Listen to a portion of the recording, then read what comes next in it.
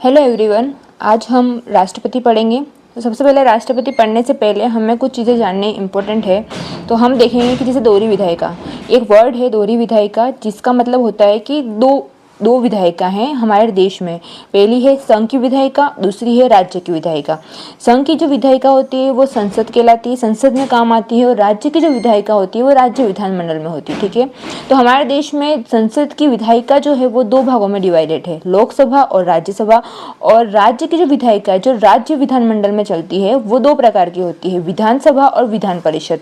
इन दोनों से मिलके, इन चारों से मिलके हमारे पास एक दोहरी विधायिका है। हमारे संविधान में एक शब्द दिया हुआ है दोहरी विधायिका। इसका मतलब होता है कि संघ की विधायिका जो संसद में चलेगी और राज्य की विधायिका जो राज्य विधानमंडल में चलेगी। दूसरा हमारे पास शब्द है दोहरी कार्यपालिका, मतलब हमारे देश में जो जितना भी काम हो रहा है वो कार्यपालिका के अंडर में होता है। तो ये दूसरी इकाई है दोहरी कार्यपालिका, जिसमें भी दो भाग होते हैं, एक संघ की कार्यपालिका होती है और एक राज्य की कार्यपालिका होती है। अब संघ की कार्यपालिका में हमारे कौन कौन से व्यक्ति आते हैं और जिनसे मिलके वो काम होता है। तो पहला है राष्ट्रपति, दूसरा है उपराष्ट्रपति, तीसरा है प्रधानमंत्री, चौथा है मंत्रिपरिषद और पांचवा है महान्यायवादी। इन पांचों से मिलकर हमारी संघ की कार्यपालिका बनती है।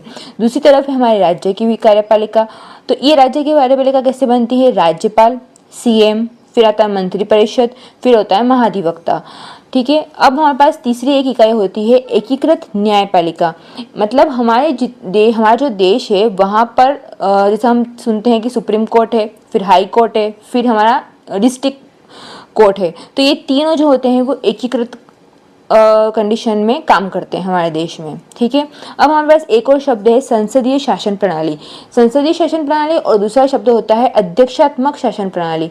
ये दोनों में बहुत डिफरेंस है। सबसे पहला संसदीय शासन प्रणाली, तो ये कैसे काम करता है? इसमें जो विधायिका होती है और जो कार्यपालिका होती है, इन दोनों में शक्तियों का जो समन्वय होता है वो सम्मिलन होता है। मतलब दोनों एक दूसरे पर डिपेंडेंट होती है, दोनों एक दूसरे पर कार्य करते हैं। एक के बिना दूसरा अधूरा है, दूसरे के बिना पहला अधूरा है। ठीक है, लेकिन जो अध्यक्षात्मक होता है, जो प्रेसिडेंशियल होता है, जो प्रेसिडेंट उसमें होता है, जिसमें अध्यक्ष होता है, उसमें शक्तियों का पृथक्करण होता है। मतलब विधायिका का अध्यक्ष अलग होगा, कार्यपालिका का अध्यक्ष अलग होगा, और दोनों ही अपने अपने कार्य करेंगे, दोनों ही अपने कार्यों में हस्तांतरण नहीं करेंगे और दोनों के पास अपनी अपनी शक्तियां होंगी। तो इस प्रकार से संसदीय शासन प्रणाली किसे कहते हैं? जिनमें विधायिका और कार्यपालिका की शक्तियों का समन्वय होता है।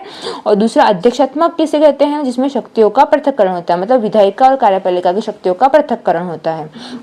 अब हमारे जो संसदीय शासन प्रणाली है उसमें कार्यपालिका में दो प्रधान होते हैं, एक होता है राष्ट्रपति, दूसरा होता है प्रधानमंत्री। ठीक है, अब इसमें हमने राष्ट्रपति और प्रधानमंत्री को उपनाम दिए गए हैं। जैसे कि हमारा राष्ट्रपति जो होता है वो संवैधानिक प्रधान होता है, मतलब संविधान का प्रधान होता है, फर्स्ट इंसान होता है, मतलब राष्ट्र का हमारा राष्ट्राध्यक्ष होता है। ये नाम मात्र प्रधान होता है। नाम मात्र मतलब ये सिर्फ साइन करता है और वगैरह वगैरह चीज़ें करता है, उसके सिर्फ नाम से जितने भी देश में काम होते हैं वो चलते हैं। और नेक्स्ट उसे विधि प्रधान कहते हैं या इसे डी ज्यूरी हेड कहते हैं।